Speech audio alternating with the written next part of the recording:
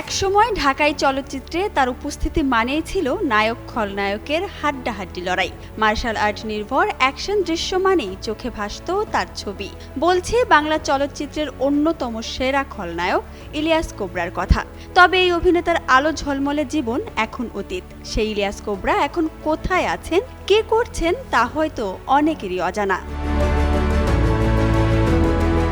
4 দশকের চলচ্চিত্র জীবন ছেড়ে গ্রামে ফিরে আসেন ইলিয়াস। কয়েক বছর ধরে নিজ জন্মভূমি কক্সবাজারের টেকনাফ উপজেলার বাহারছড়া ইউনিয়নের নোয়াখালিয়া পাড়ায় বসবাস করছেন তিনি।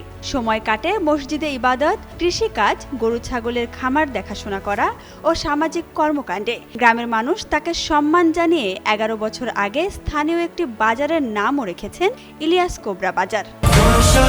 45 বছর ধরে কোটি মানুষের আস্থায় পাইপের বস আরএফএল পাইপ। গণমাধ্যমকে ইলিয়াস কোবরা জানান, 40 বছরের ক্যারিয়ারে 5 শতাধিক ছবিতে অভিনয় করেছেন তিনি। এখন আর সেই জীবনে ফিরতে চান না, বাকি সময়টা গ্রামেই থাকতে চান। কৃষিকাজ, ইবাদত আর মানুষের জন্য কিছু করতে পারলে সেটিই তার শান্তি। 1961 সালের 20 জানুয়ারি টেকনাফের বাহারছড়া ইউনিয়নের নোয়াখালিয়া পাড়ায় জন্মগ্রহণ করেন ইলিয়াস কোবরা। তার পুরো নাম মোহাম্মদ ইলিয়াস। চলচ্চিত্রে আসার আগে তিনি মার্শাল আর্ট প্রশিক্ষক হিসেবে পরিচিত ছিলেন। টেকনাফ, কক্সবাজার ও ঢাকায় প্রশিক্ষণ কেন্দ্র পরিচালনা করেছেন। 1987 সালে চিত্রনায়ক ও পরিচালক সোহেল রানা পরিচালিত মারুফ শাহ চলচ্চিত্রের মাধ্যমে বড় পর্দায় অভিষেক হয় তার।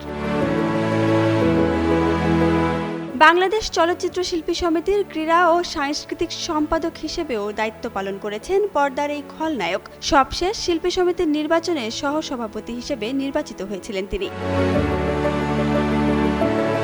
চলচ্চিত্র ছেড়ে শান্তির খোঁজে গ্রামে ফিরে আসলেও এই অভিনেতা বাস্তবতার মুখোমুখিও হয়েছেন অনেকবার। পার করেছেন জীবনের নানা চড়াই উতরাই। উচ্চাভিলাষী জীবন ছেড়ে এখন তার পরিচয় নিজ গ্রামের একজন সমাজসেবী এবং ধর্মচর্চায় নিবেদিত মানুষ হিসেবে।